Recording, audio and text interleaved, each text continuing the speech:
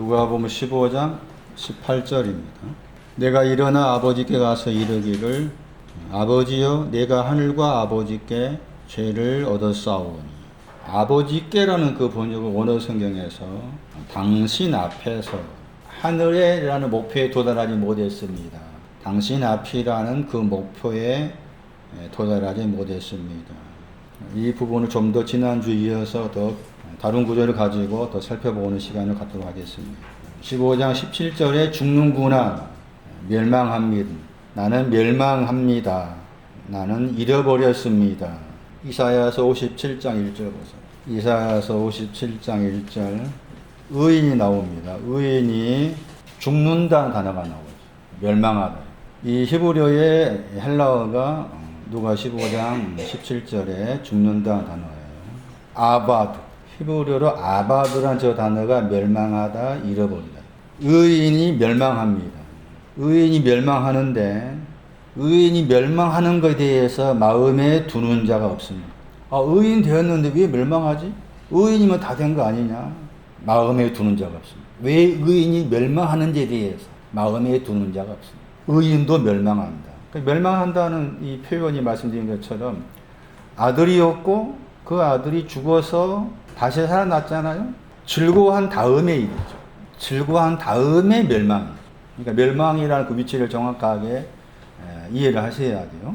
멸망한다는 말은 즐거움을 가진 사람인데 멸망하는 거예요. 즐거움을 가진 사람인데 멸망하는 거예요. 그런데 사람들은 의인이 멸망한다 할지라도, 그러니까 여기서 의인은 이제 누가 15장 말씀드리면 아들이었고 죽었고 다시 살아나서 기뻐 즐거워하고 그 신앙을 다 가진 사람이 의인 아니니까. 그런데 멸망한다. 의인이 멸망하는 것에 대해서 마음에 두는 자가 없다. 시편 2편 12절 그 아들에게 입맞추라. 바르 헬라 히브리어 바르 앞에 거기 8절의 아들이라는 단어 7절의 아들이라는 단어가 다른 단어 7절은 벤 시편 2편 12절은 바르. 바르란 저 단어는 많이 나오지 않은 단어인데 보호자의 상속자. 아들에게 입맞추라. 사람의 아들, 인자, 사람의 아들, 하나님의 아들 할 때 그 아들이라는 그 단어가 여기 시편 2편 12절에 바르라는 히브리어 관계됩니다. 그러니까 사람의 아들이 오신다 그 말은 여기 시편 2편 12절에 이 아들이 오신다. 뭐 하기 위해서? 나에게 입맞추러 오신다. 그러니까 주님이 재림하신다는 말은 성경적인 말이 아닙니다. 다시 오신다는 말이 입맞추러 오신다는 말이지 이 지구상에 오신다는 말이 전혀 아니에요. 그런데 입맞추라고 했잖아요. 그렇지 아니하면 입맞추지 아니하면 어떻게 돼요? 진노하심으로 너희가 길에서 뭐 한다고 했어요? 망하다 저 단어죠. 아바드 멸망합니다. 그러니까 지금 누가 15장 17절 말씀에서 둘째 아들이 나는 멸망입니다 라는 그 고백이 얼마나 중요한가 하는 거죠. 멸망을 정확히 알고 사는 말이기 때문에 멸망을 알아야만이 죄인임을 안다. 죄를 범한 것이 죄를 범하다, 죄인 다 멸망과 연결되는 거죠. 멸망하다, 죄를 범하다, 죄인, 죄 같은 위치에서 하신 말씀이다. 고린도후서 4장 말씀 보세요. 멸망에 대한 보충 설명. 고린도후서 4장 3절에 복음에 대해서 말씀하시면서 우리 복음이 가리워졌으면 망하는 자들에게 가리워진 것이다. 그러면서 그 망하는 자들에 대한 설명하는 가운데 망하는 자들이 가리운 것이다 할 때 그 망하다가 멸망하다, 죽는다. 그러니까 나는 죽습니다. 기근으로 줄여서 죽습니다. 나는 멸망입니다. 나는 길을 잃어버렸습니다. 그 말은 여기 고린도후서 4장 3절로 말하면은 복음이 가리워졌기 때문에 복음이 가리워져서 나는 멸망입니다. 복음을 전한다는 말은 뭐냐? 복음을 전한다는 말은 즐거움이 온 사람에게 기뻐하고 심히 기뻐한 것이 복음의 내용입니다. 복음의 내용. 아무나 붙잡고 예수 믿으다가 성경이 말하고 있는 것 전혀 아니에요. 복음을 전한다는 말이 뭐냐? 즐거운 사람에게 그 다음에 기뻐함이 있고 심히 기뻐함이 있습니다. 그 내용을 전하는 것이 복음을 전하는 것인데 복음이 가리워져 있다. 멸망하는 사람이 가리워져 있습니다.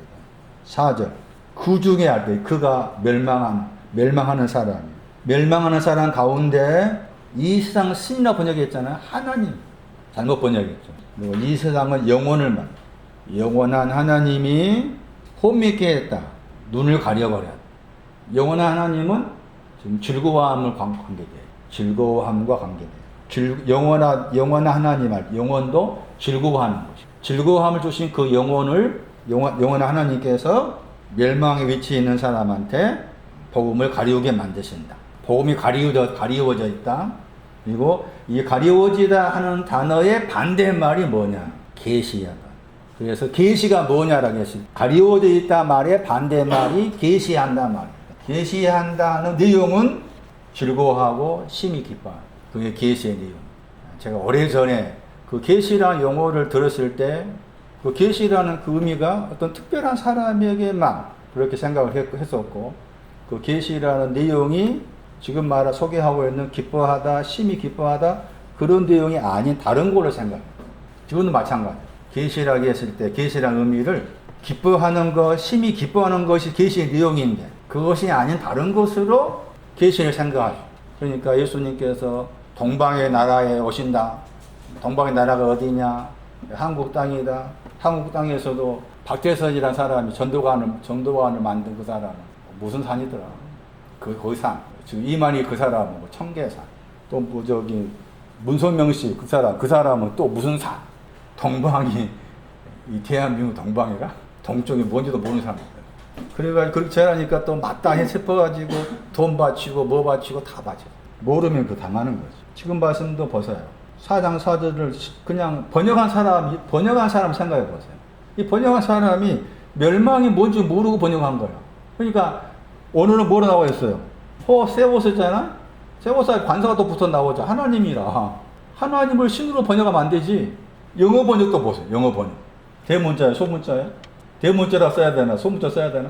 잘못됐잖아. 이게 킹 제임스 번역이야. 영어 번역 가운데 제일 잘 번역됐다는 킹 제임스 번역이야, 이게.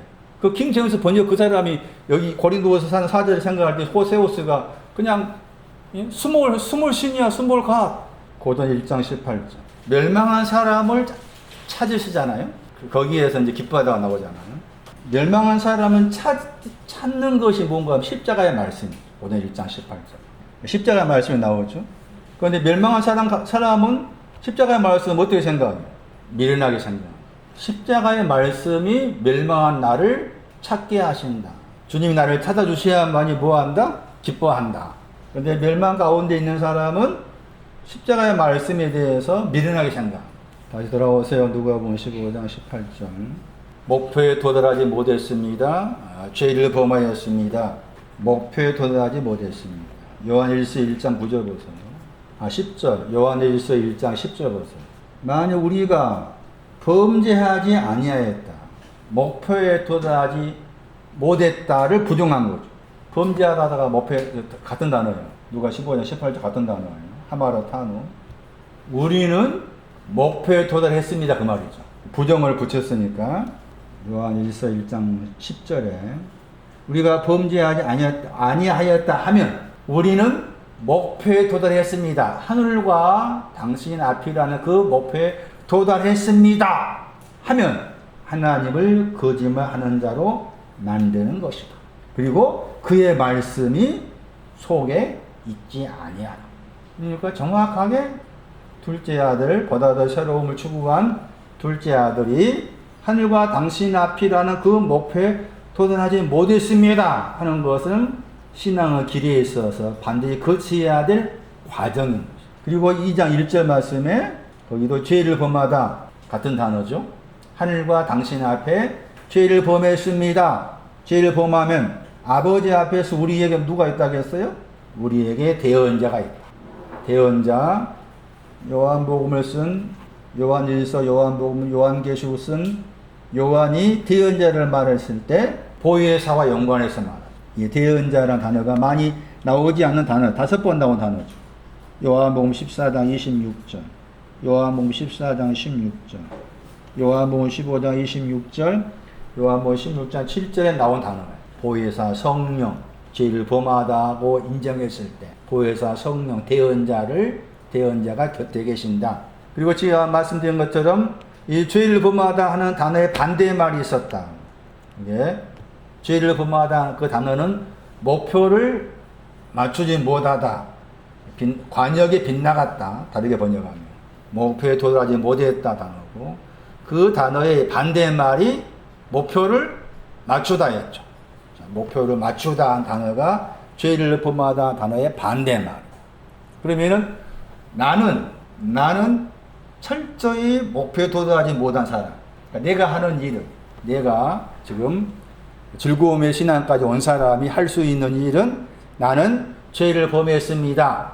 나는 아직도 하늘이라는 그 목표, 당신 앞이라는 목표에 도달하지 못했습니다 하는 건 내가 해야 될 내 마중물이고, 그러면은 반대로 이 죄를 범하다 단어의 반대의 말이 있었는데, 그 반대 목표를 맞추다 하는 그 내용에 대해서 누가 하시는?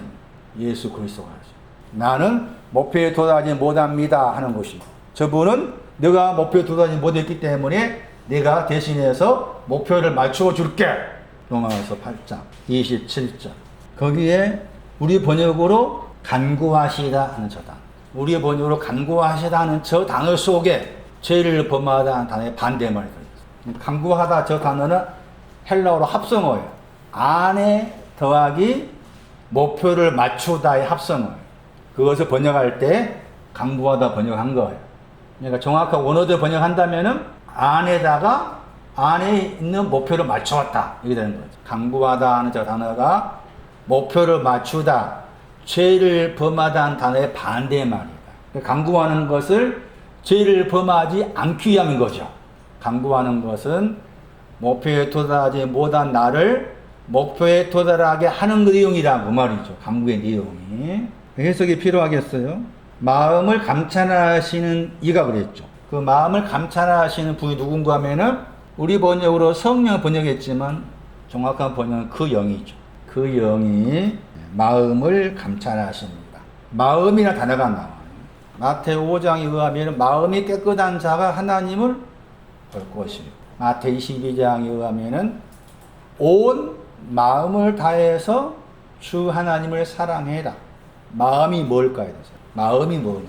물론 이제 의학적으로, 정신 분석학적으로 마음에 대해 설명하잖아요. 사람의 지, 정, 의, 지성, 감정, 의지, 그런 지정의가 나오는 곳으로 이제 생각하기 쉬운데, 이 마음의 성경에서 말하는, 특히 이제 이 신약 성경 말씀에서 말하는 마음의 문제는 신앙의 문제. 마음을 신앙과 관계해서 생각하셔야 되지, 그냥 내가 지금 내 마음 속에서 이런저런 생각이 들고 하니까 나는 지금 마음이 있다라고 하면 안 되는 거예요. 마음이라고 했을 때 마음은 신앙의 문제다. 그렇다면 신앙의 내용이 있는데 그 신앙의 내용이 없으면 지금 나는 마음이 없는 자야. 엄밀히 말하면. 그러면 나는 마음이 없는 자인데, 그럼 내 속에 있는 마음은 어떤 마음이야? 누구 거라? 주님의 것이 아니죠. 내 것이지. 내 것이니까 내 마음에서 이런저런 생각을 하게 되고 이렇게 되는 거예요. 이 마음에도 크게 두 가지를 말해요. 즐거워하는 신앙, 기뻐하는 신앙. 사도행 2장을 보세요. 마음이 나올 때 두 가지를 생각하셔야 돼요. 즐거워하는 신앙하고 기뻐하는 신앙.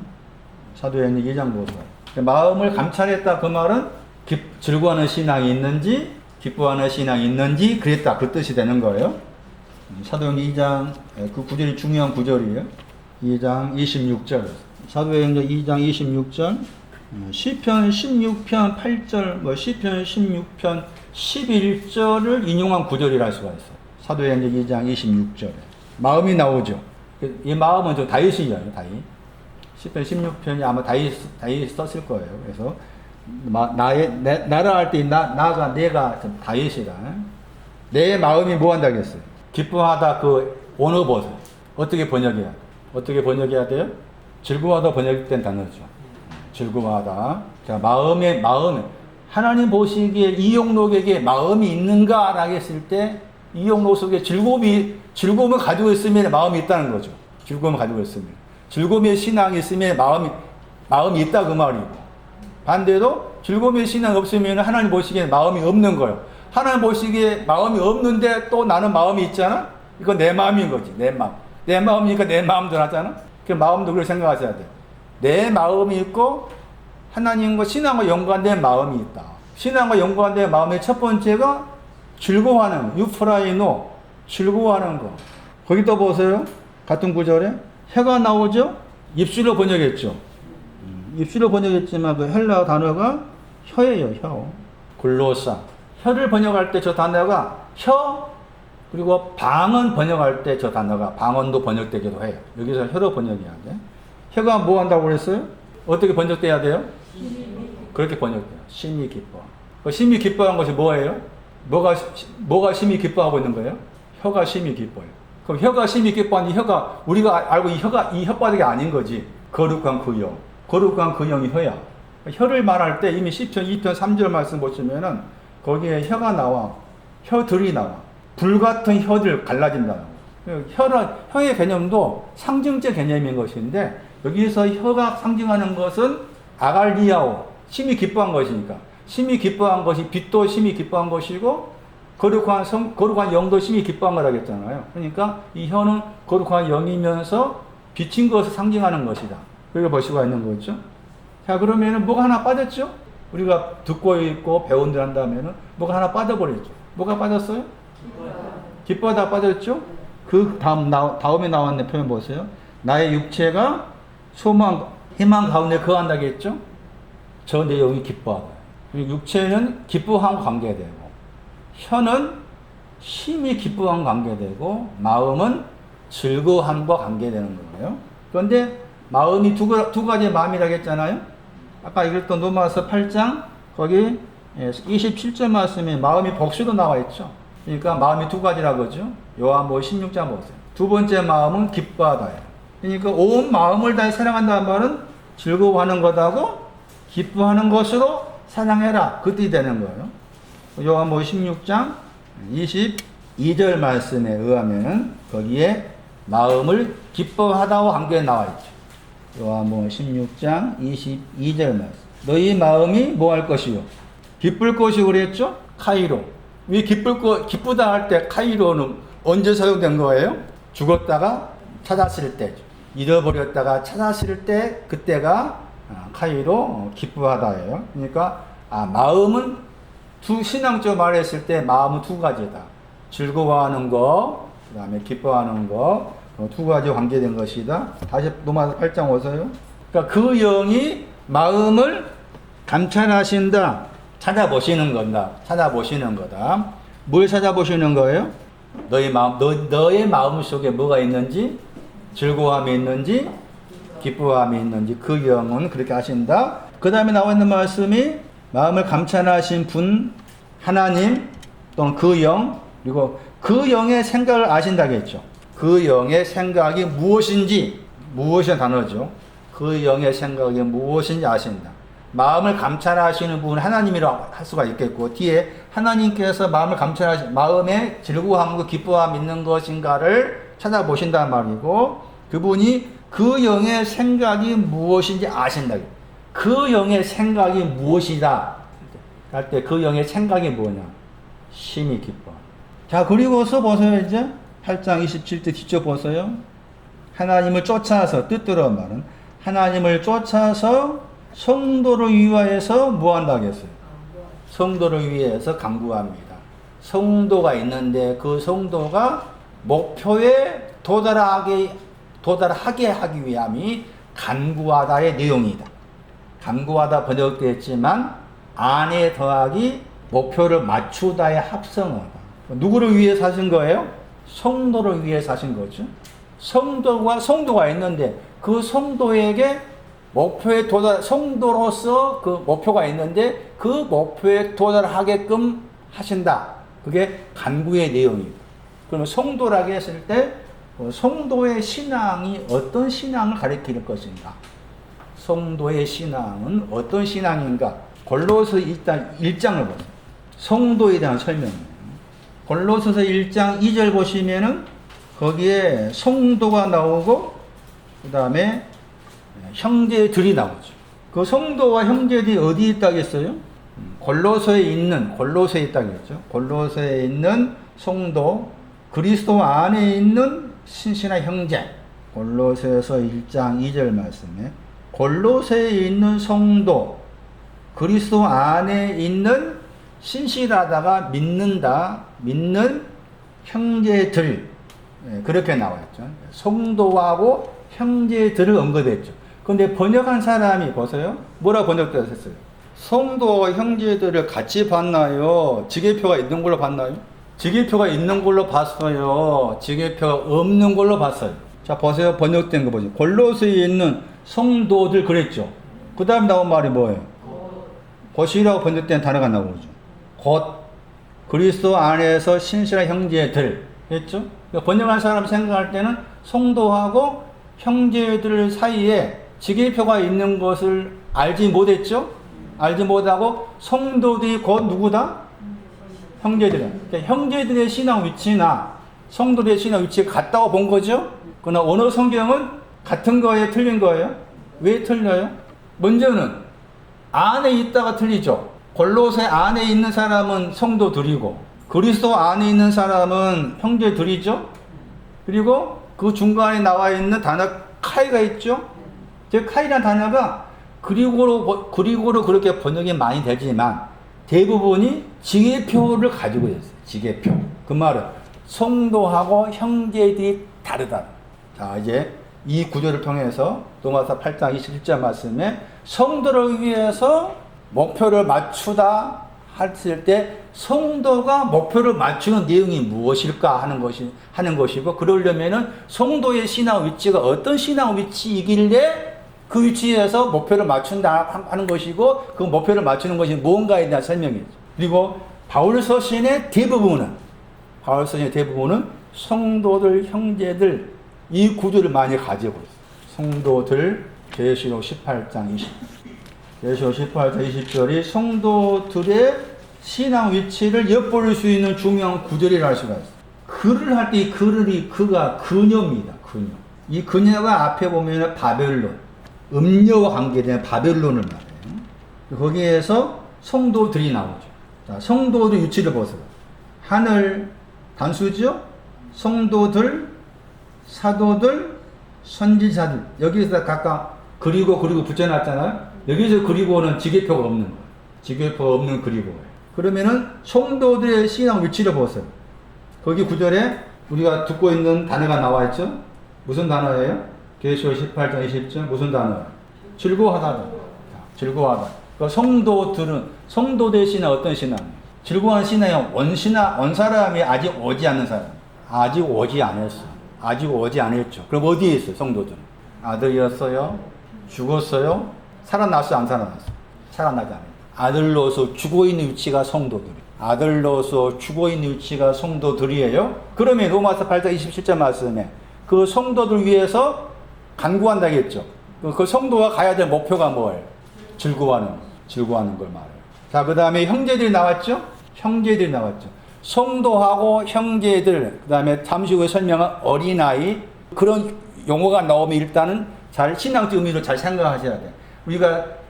우리 모임에서 형제라는 말을 많이 사용하지 않지만은, 그 형제라는 그 형제 자매의 용어를 많이 사용한 교파도 있고, 단체도 있잖아요. 그랬을 때, 형제 자매라는 용어를 썼을 때, 형제가 가지고 있는 신앙은 내용이 있는 거예요. 형제가 가지고 있는 신앙. 형제라는 단어가 그런 단어예요. 형제라는 헬라어 단어가 자궁에 연결되었다.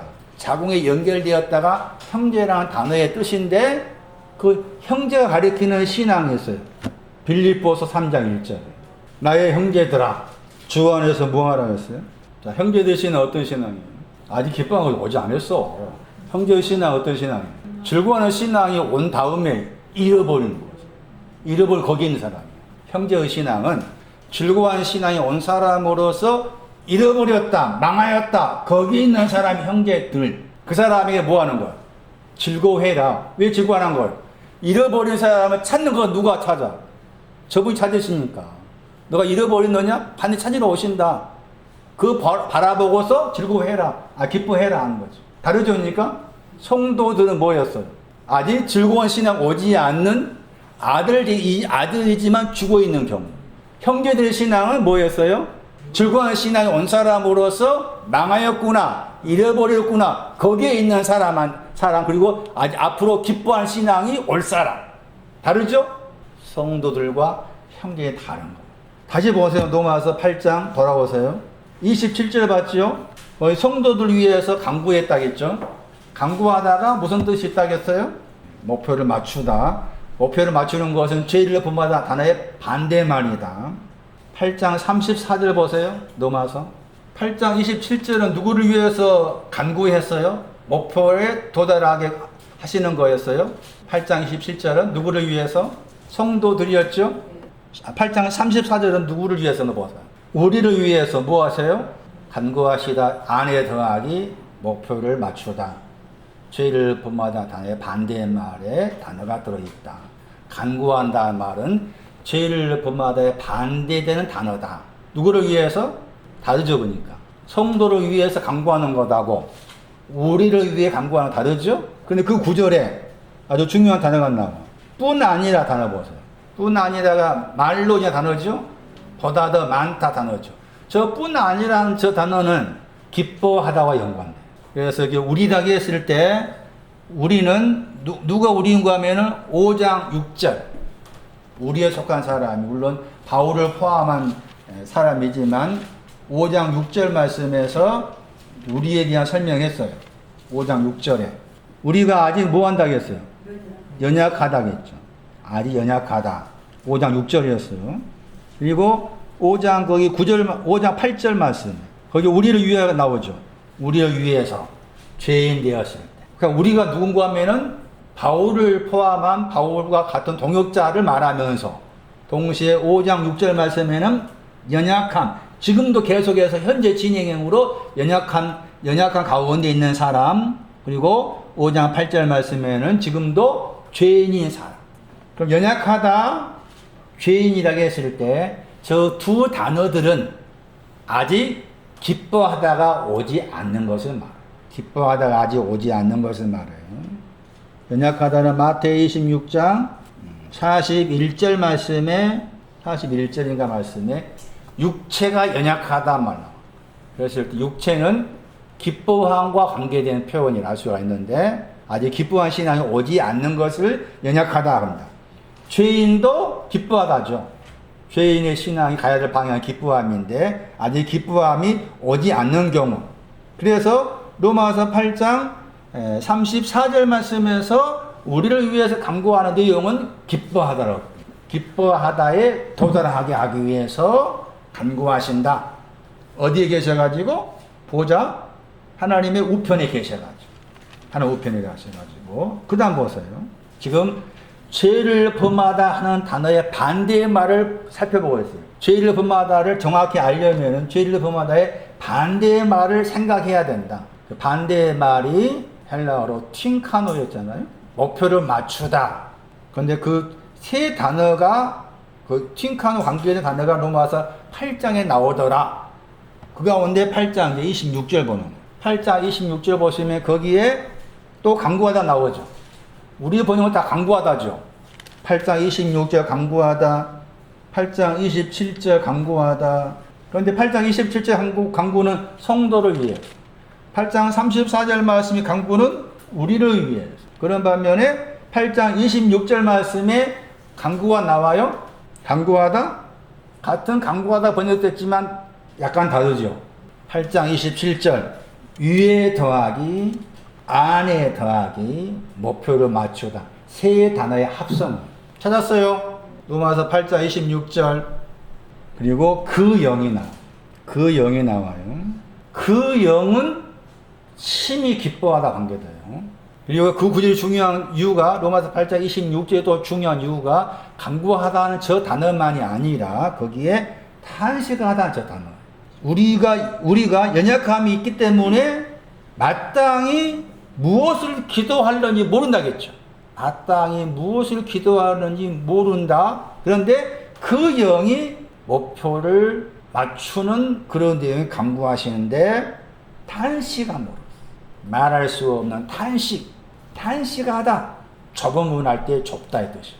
좁음으로 들어간다는 말이 무슨 말인가? 좁다 하는 그 단어가 탄식하다. 좁다 하는 그 단어가 형용사고 여기가 명사. 좁음이 뭐라고요? 탄식의 문. 탄식의 내용은 뭐예요? 결국 심히 기뻐함이 아직 오지 않았기 때문에 심히 기뻐함을 얻기 위한 것이죠.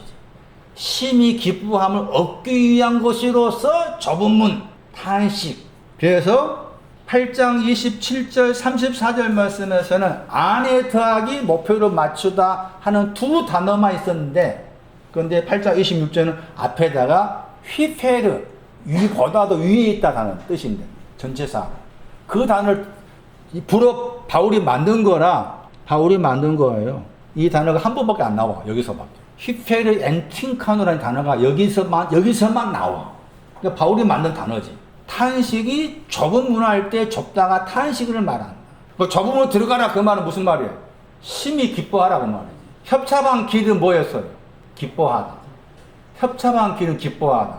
좁은 문은 심히 기뻐하다. 자, 그래서 로마서 8장 26절, 27절, 34절 말씀을 통해서 죄를 범하다 단어의 반대의 말이 그 구조를 통해서 죄를 범하지 않는 내용이 무엇인지를 살펴보았기 때문에 둘째 아들이 죄를 범했습니다 하는 그 맥락과 연관을 지어서 생각할 필요가 있겠다 하는 것이에요. 다시 돌아오세요. 지난주에 아버지에 대한 설명을 드렸어요. 아버지요 했을 때 그 아버지가 누가 10장에 있는 아버지였죠. 누가 10장을 볼게요. 누가 10장 21절이에요. 누가 10장 21절은 앞에 10장 20절과 연관되어 있죠. 물론 10장 20절을 이해하려면 또 그 앞에 내용도 살펴봐야 돼요. 10장 17절 이후로 생각해야 되는데 10장 20절 말씀 먼저 보시면은 거기에 기뻐하다가 나오죠. 10장 20절에 기뻐하다 나오죠. 기뻐하다 나오는데 기뻐한 내용이 어디에 하늘들 안에 이름이 기록된 것으로 하늘들 안에 이름이 기록된 것으로 기뻐해라. 하늘들 안이 나오죠. 하늘들 안에 이름이 기록되다. 하늘들, 천국 갈 때 천이 하늘들이었죠. 그러면은 이 하늘들 안에 이름이 기록된다고 했을 때 이름이 기록된 것으로 기뻐하라겠죠. 하늘들은 뭐예요? 즐거워하다가 온 다음에 나는 멸망입니다 한 사람이 하늘들이. 즐거워하다가 온 사람이 멸망하다를 아는 사람이 하늘들이라. 하늘들이 하나님과 관계되고 사람과 관계돼요. 이게 사람을 생각하셔야 돼. 하늘들이 뭐냐? 하늘들이 뭐냐? 멸망하다. 나는 멸망입니다. 그 사람이 지금 하늘들 안에 있는 거죠. 거기에 이름이 기록된다는 것은 찾으셨다는 거죠. 하나님께서 찾으셨다. 그러니까 기뻐해다. 기뻐하다는 멸망한 자를 찾으신 것 때문에 기뻐하는 거예요. 누가 15장 거기 10절 이하에서 말씀이 뭘 들고 여자가 뭘 들고 해서 등불 들고 그 등불 든 것이 기뻐하는 신앙과 연관된 내용이었어요. 그 다음에 10장 21절 때라는 단어가 시간이라는 그 시간 안에 자, 그 시간이 어느 시간이 누가 10장 21절 그 시간 안에 하늘들 안에 이름이 기록되어서 기뻐하는 그걸 말이에요. 하늘들 안에 이름이 기록되어서 기뻐하는 그러니까 잃어버린 나를 찾으셨구나. 그것으로 기뻐하는 것이 그 시간 안에 그 다음에 거기 10장 21절 심히 기뻐하다 나오죠. 심히 기뻐하다 나와야 안 나와. 심히 기뻐하다 번역해야 되는데 그냥 기뻐하다 번역했잖아. 앞에 10장 20절 보세요. 기뻐하다 했죠. 10장 21절 보세요. 또 기뻐하다 번역했죠. 번역하는 사람 지게표 알아요? 몰라. 알기 어려워. 기뻐하는 거하고 심히 기뻐한 거 차이를 알기 어려워. 그러니까 마음대로 번역한 거잖아. 모르니까 그래 할 수밖에 없어. 그 다음에 제가 심히 기뻐한 것을 거룩한 영이라고 그랬죠. 이 구절 때문에 그래요. 심히 기뻐한 것이 뭐냐? 거룩한 영이에요. 성령 번역했죠? 성령 할 때 정확하게 이 구절이 거룩한 영이죠. 거룩한 영으로 크게 기뻐하는, 심히 기뻐하는.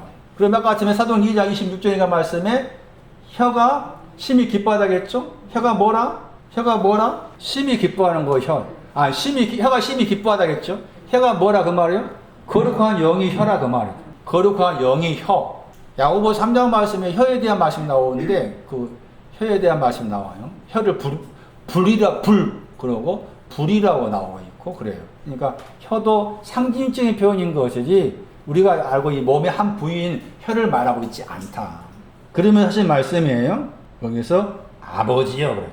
그리고 천지에 뭐라 그랬어요? 자, 아버지가 누가 15장에서 둘째 아들이 아버지여 하늘과 당신 앞에 죄를 범했습니다. 하늘과 당신 앞이라는 목표에 도달하지 못했습니다.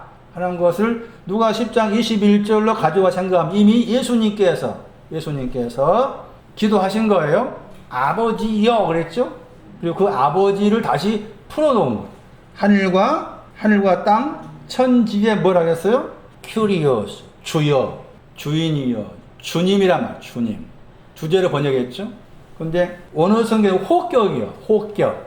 그러니까 제가 주보에 원어 그대로 번역했어요. 주여 호격이요 부르는단 말. 호격이란 말 부른단 말. 아버지여 했잖아. 아버지여 하늘과 땅의 주님이시여 하늘과 땅의 주님이시여 아버지는 하늘과 땅의 주님이십니다. 자 여기서 생각할 것이 있어.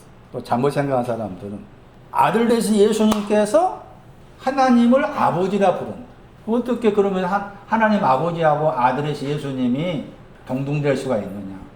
이 말하는 거죠. 삼위일체 그런 의미로 말할 수 있겠는가 라고 그렇게 생각할 수 있는 부분이 될 수가 있는 것인데 이 구절에서 주님이 하신 기도는 어린아이 위해서 하신 기도 어린아이를 대신해서 하는 기도 어린아이를 대신해서 그러니까 이 기도 안에는 이미 누가 15장에 둘째 아들이 아버지여 하신 걸 다 포함해서 하신 기도라. 그러니까 둘째 아들이 아버지여 내가 하늘과 당신 앞에 죄를 범했습니다. 그 배경 속에는 이미 누가 10장 말씀에서 주님이 하신 이 기도와 연관되어 있다고 보아야 된다.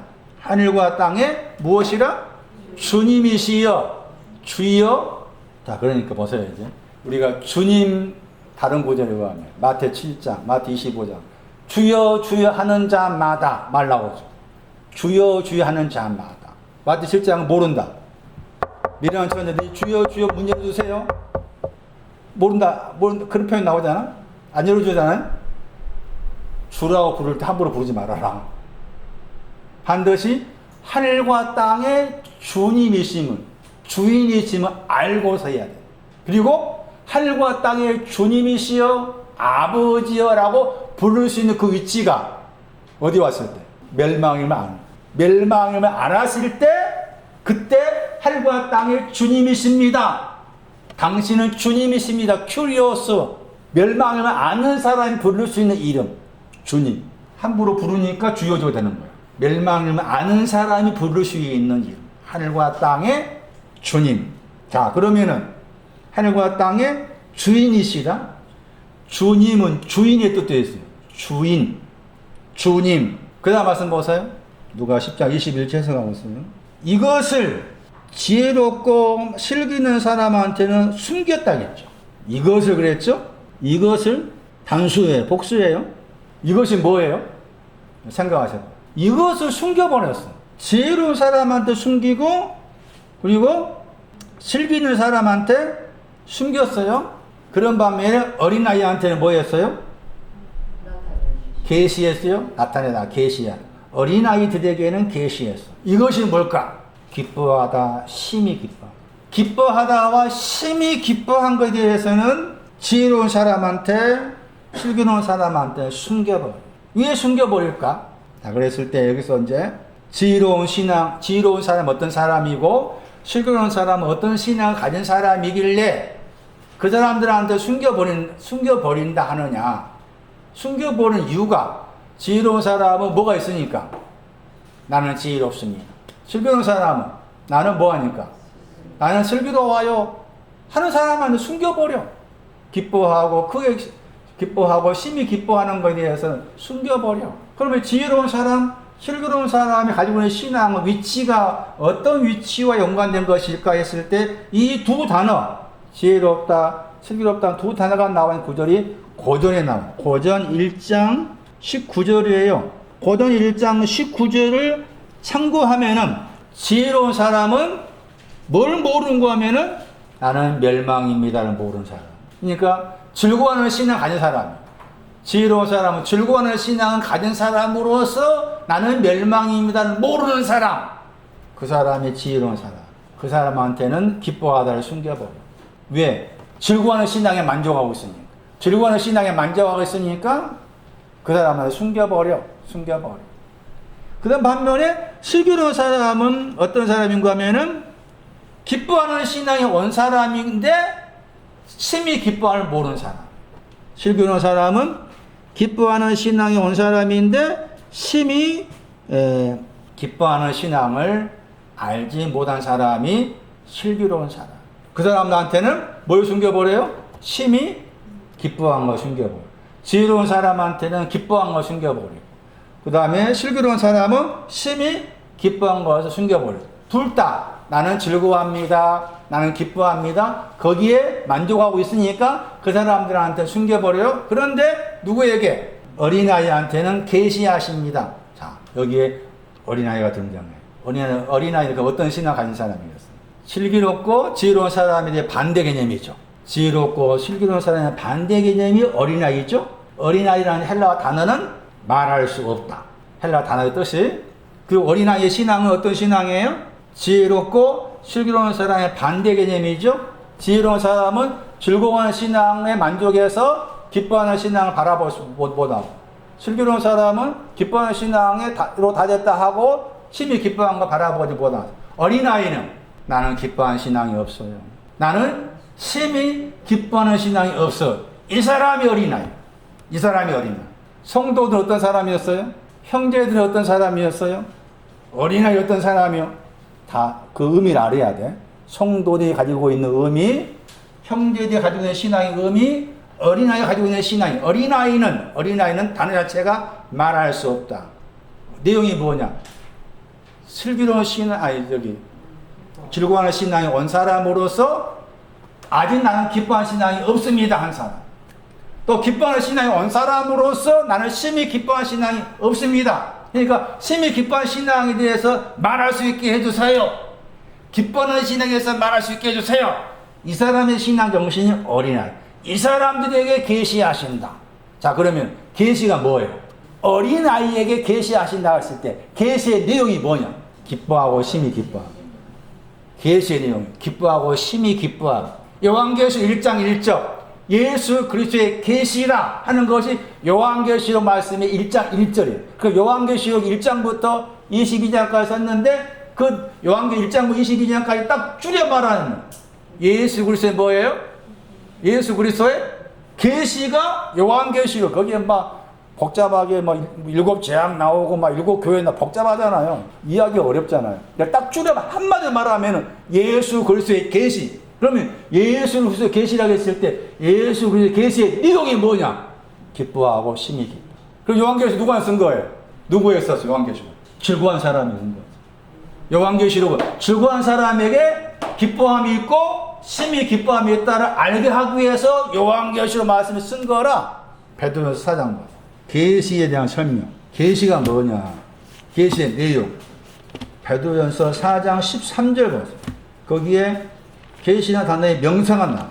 중요한 계시와 관계해서 중요한 구절이니까 꼭 기억하셔야 돼요. 예수 그리스도의 계시라고 했을 때 예수 그리스도의 계시란 말이 무슨 말인가에 대한 답.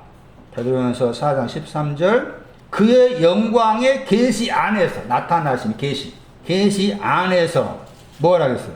또 번역하는 사람이 또 다르게 번역했죠. 어떻게 번역해야 돼요? 기뻐하고 그 다음에 심히 기뻐하고 심히 기뻐하고 기뻐하고 심히 기뻐함이 계시의 내용이다. 그러면 예수 그리스도의 이름은 기뻐하다, 심히 기뻐한 내용을 담고 있다. 예수 그리스도의 이름은 기뻐하는 것에 대해서 심히 기뻐한 것에 대해서 이름을 담고 있는 내용이다. 예수 그리스도의 계시란 말은 기뻐하는 신앙, 심히 기뻐한 것에 대해서 말해주고 있는 내용이다. 예, 누가 10장 21절 올소이다만 예, 아버지께서 이렇게 하신 것이 당신 앞에서, 앞이란 말이에요. 당신 앞에서 큰 즐거움입니다. 뜻이란 말을 다르게 번역하면 만족, 큰 즐거움. 그렇게 번역되는 단어예요. 자, 이제 하늘과 땅에 대한 보충 설명이에요. 하늘과 땅에 뭐이시다? 주님이시다, 주인이시다, 주제시다. 자, 시편 96편 11절 말씀 보았죠? 하늘이 뭐였어요? 시편 96편 11절. 하늘과 땅 그랬을 때 하늘의 위치가 낮고 땅의 위치가 높다고 그랬죠. 그 구절의 시편 96편이었어요. 96편 11절. 하늘은 뭐하고? 기뻐하고. 약간 다르게 보면 즐거워하고. 땅은 뭐하고? 심히 기뻐하고. 길. 히브리어로 길 저 단어가 헬라어로 옮기면 아갈리아오. 명상 아갈리아시스. 길. 아비가일 할 때도 길. 여기서는 샤마잖아요? 샤마 위치가 낮아. 길의 위치가 높다겠죠. 땅, 하늘 그랬을 때 공간의 개념이 아니다. 신앙을 가진 사람과 연관해서 말합니다. 96편 1절 보세요. 온 땅이여 여호와께 뭐하라 그랬어요? 노래하라겠죠? 96편 1절에. 온 땅이여 여호와께 뭐하라? 노래하라겠잖아요? 온 땅이 노래하라. 앞에 말씀에는 새 노래로 여호와께 노래하겠죠? 그렇죠? 지금 제가 말하고도 의미가 땅이다 하늘이라고 했어요. 이렇게 땅이 나오지만 땅의 개념, 우리가 땅으로 생각하지 말아라. 사람을 가리킨다. 여기서 온 땅이라고 했을 때 96편 1절 말씀에 온 땅한테 여호와께 노래하라고 그랬죠. 노래하라고 그랬죠. 노래하다 그 밑에 보세요. 2인칭 복수잖아. 2인칭 복수가 뭔지 알아요? 그거 써졌잖아. YP 할 때 Y가 2인칭이란 말이에요. P가 복수란. 너희들은 노래하라고. 그 너희가 누구야? 온 땅이 너희인 거지. 예? 온 땅이 너희라고. 그리고 온 땅은 에스겔서 말씀에서 기뻐하다, 즐거워하다, 온 땅과 관계다. 그런데 새 노래 노래라 했잖아. 그죠? 온 땅이 노래를 하는데 새 노래해라. 그 새 노래로 노래하는 새 노래가 96편 11절 말씀에 심히 기뻐하는. 96편 11절 참고할 필요가 있어요. 그러면은 여기 누가 10장 21절 말씀에 하늘과 땅의 주인이라겠죠? 하늘은 뭐예요? 기뻐하는 거. 문맥상 그렇잖아. 지금 10장 20절 말씀 하늘들 안에 이름이 기록되면 기뻐하라겠잖아. 그렇죠? 그러니까 하늘은 기뻐하는 신앙을 말하. 땅은 뭐예요? 심히 기뻐하는. 땅은 심히 기뻐하는. 하늘과 땅의 주인이란 말은 기뻐한 것과 심히 기뻐한 것의 주님. 이제부터 주님이시여 주라는 말 쓸 때 기뻐함과 심히 기뻐함. 하늘과 땅. 자, 그럼 여기서 하늘과 땅은 땅의 주인이라고 그랬죠? 자, 그러면은 이 하늘과 땅은 계시된 거죠. 하늘과 땅은 계시된 것으로서 하늘과 땅. 그래서 계시된 것으로서 하늘은 기뻐하는 것이고 계시된 것으로서 땅은 심히 기뻐한 것이고 반대로 하늘과 땅이 계시되지 않고 숨겨버리겠죠? 계시록 21장 1절. 새 하늘과 새 땅을 보아야만이 처음 하늘과 처음 땅이 지나가 버렸다고 했을 때 처음 하늘이 뭐냐? 처음 땅이 뭐냐? 아직 계시되지 않은. 그리고 새 하늘 새 땅은 계시된 것. 계시된 것으로서 새 하늘 새 땅. 계시된 것으로서 새 하늘은 기뻐하는 것. 계시된 것으로서 새 땅은 심히 기뻐하는 것. 그런데 처음 하늘과 처음 땅은 아직 땅과 하늘이지만 계시되지 않았어요. 즐거움이 없고 기뻐함을 가지고 있지만은 심히 기뻐함이 없는 거, 계시되지 않는 것이 처음 하늘과 처음 땅. 그렇게 해석을 하시는 근거가 고전 14장 말씀에 처음이라는 그 단어가 나와 있는 구절이었어요. 그 구절을 참고했을 때 방금 해석한 계시록 21장 1절 말씀에 처음 하늘과 처음 땅을 그렇게 해석할 수가 있어요. 제가 전에는 몰라가지고 창세기 1장 1절에 처음 하늘과 처음 땅을 해석했지만 그 해석은 지금 보면은 잘못된 해석이라 볼 수가 있어요. 고전 14장 보세요. 새 하늘 새 땅 계시된 것으로서 새 하늘 새 땅. 하늘과 땅의 주인이라 그 말은 계시된 하늘과 땅의 주인이다. 그러니까 새 하늘과 새 땅의 주인이다. 그런 내용으로 설명을 해도 틀리지 않다. 고전 14장 말씀에 30절 먼저 하던 자, 저 단어가 처음에 나누죠. 먼저 하던 자, 처음 하늘과 처음 땅은 잠잠해라. 고전 14장 30절 먼저 하던 자, 처음 하늘과 처음 땅은 잠잠해라. 왜 그런가? 앞에 말씀 뭐가 있으면 계시가 있는 사람 앞에서는 잠잠해라. 계시하는 것이 지금 누가 10장에 그 내용이 있잖아요. 어린아이한테 계시했죠. 어린아이한테 계시한 것은 기뻐하고 즐거움이었단 말이죠. 그러니까 새 하늘과 새 땅이다. 그 말은 내 안에 기뻐하는 신앙과 심히 기뻐하는 신앙을 가지게 되었을 때 내 자신이 새 하늘과 새 땅이다. 그 말이고, 아직 계시가 오지 않는 사람으로서 처음 하늘과 처음 땅도 있더라. 네, 그런 의미라 할 수가 있는 것이죠. 그래서 계시한다고 했을 때 계시의 내용이 잃어버렸다가 찾았습니다. 그게 기뻐하는 것이었고, 그다음 거기에 머무르지 않냐고 심히 기뻐했습니다. 누가 15장 말씀에서 심히 기뻐한 것은 건강한 몸으로 돌아왔을 때를 내용이 심히 기뻐한 것이고, 풍요 다음에 뭐가 나왔어요? 풍요 다음에 춤추는 신앙도 심히 기뻐하는 신앙.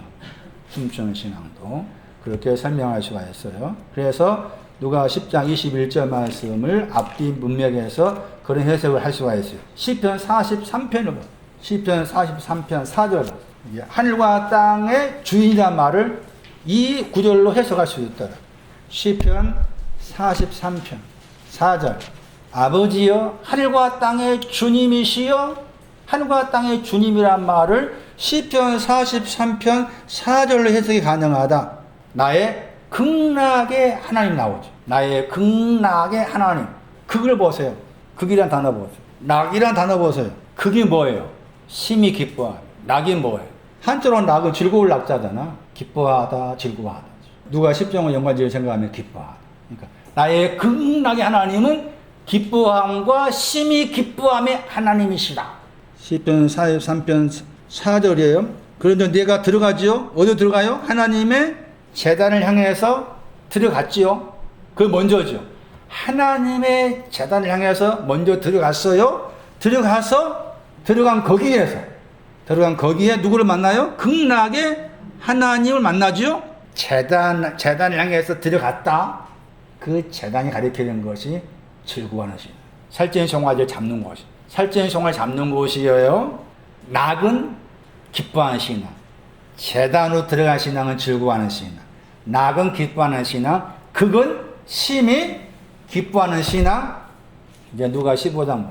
이제 첫째 아들의 신앙 위치를 엿볼 수가 있어요. 첫째 아들의 신앙 위치 엿볼 수가 있어요. 누가 15장 29절 보세요. 염소 새끼 주셔가지고 나와 친구들과 더불어서 즐거워하다 나오죠? 누가 15장 29장. 자, 즐거워하는 신앙을 가지려면 뭐가 필요해요? 살찐 송아지 필요하고. 왜 살찐 송아지 필요해요? 아들로서 뭐 했으니까? 죽었죠. 죽은 데서 뭐 하기 위해서? 살아나기 위해서. 그럼 이 마다들이 원어의 장로였잖아요. 장로는 지금 여기 즐거워하는 신앙, 염소 새끼가 즐거워하는 신앙 연결해 말했지만 즐거워하는 신앙이 필요한 사람이에요? 필요하지 않는 사람? 다시 말하면 아들로서 죽었음을 아는 사람이에요? 알지 못한 사람? 알지 못한 근거 어디에 있어요? 나의 명을, 당신의 명을 어긴 적이 없습니다. 그게 아들로서. 그러니까 이 아들은 정확해. 아들이야 분명히. 아들이 할 일은 뭐예요? 이 말씀 제가 집을 한 말처럼 아버지의 명령을 어긴 적이 없어야 돼. 아버지 명령 어긴 적이 없다 하는 그 내용이 뭔가 하면 사도행전 10장과 11장 말씀에서 더럽고 깨끗지 않는 것을 내가 먹지 않았다. 그 말씀이 연관돼. 그렇게 하고 있으니까 즐거워하는 신앙은 가질 수 없지. 즐거워하는 신앙은 죽었습니다. 살려주세요. 그 사람한테 필요하는데 이 아들은 아직 죽었는지 모르는 사람이잖아. 그러니까 굉장히 낮잖아. 낮아. 그런데 뒤에 말씀에 31절 말씀에 너는 항상 나와 함께 있다겠죠? 항상이라는 저 단어가 기뻐하다고 관계되는. 기뻐하는 신앙이 올 때까지 그 말. 기뻐하는 신앙이 아직 즐거워하는 신앙은 모르는 그 사람에게 이게 하나님의 사랑이에요. 즐거워하는 신앙은 모르는 그 아들에게 기뻐하는 신앙이 올 때까지 항상 내가 너와 함께 있을 것이다. 판토테. 살정 5장 16절을 참고했을 때 저 단어가 기뻐하는 신앙과 관계해서 나와요. 다시 이제 계시록 19장을 보세요. 19장 7절 기뻐하다. 그 다음에 계시록 19장 7절에 크게 기뻐하다. 심히 기뻐하다. 어린 양의 혼인 기약이 왔다 있죠. 어린 양의 혼인 기약이 왔습니다. 그게 기뻐하는 신앙. 여자가 자기 자신을 예비했습니다. 그게 심히 기뻐하는 신앙. 새 마포는 즐거워하는 신앙. 깨끗한 신앙이 기뻐하는 신앙. 빛나고 있죠. 빛나다 신앙이 심히 기뻐하는 신앙. 그렇게 딱 구별을 지어서 이해할 필요가 있어요. 이 구절을 해석하기 어려워. 그래서 많은 이제 여러 가지 해석이 나오는데 지금 계속 듣고 있는 기뻐하다, 심히 기뻐하다 단어가 나온 중요한 구절이기 때문에 그렇게 먼저 하는 선 이해가 필요해요. 그리고서 그 세마포를 다 설명했죠. 세마포가 뭐라고 그랬어요? 성도들이 뭐라고 했어요? 성도들 옳은 행실. 자, 성도들이 나왔죠. 성도가 뭐라고 했어요? 세마포가 즐거워하는 신앙을 가리킨다. 근데 성도들이 있고 성도들의 옳은 행실이 세마포다 했죠. 그럼 성도들 그랬을 때 계시록 18장 20절 말씀에서 성도들은 아들이지만 아들로서 죽어있는 사람, 아들로서 죽어있는 사람으로서 아직 즐거워하는 신앙이 오지 않는 사람이 성도들이었죠. 그럼 그 성도들의 옳은 행실이 뭐겠어요? 죽었으니까 살려주세요. 죽었으니까 살려주세요. 그래서 살아나와서 즐거워하게 해주세요. 그게 옳은 행실이다. 옳은 행실을 그렇게 정리하셔야 돼요. 성도들은 아까 말씀드린 것처럼 아직 즐거워하는 신앙이 오기 전을 말한다. 오기 전이었기 때문에 성도들아 너희들은 즐거워하라 말씀했죠. 뭐 때문에? 즐거워하는 신앙은 살찐 송아지 때문에. 그 다음에 기뻐하는 신앙은 등불 때문에. 다 주께서 그렇게 준비해 놓으신 것들이었어요. 그래서 이 구절도 그렇게 정리할 필요가 있어요. 왜냐하면은 저도 오랜 시간을 살펴보았지만 성도들이 옳은 행실이라고 했을 때 옳은 행실의 내용을 참 이해하기가 어려운 부분이에요.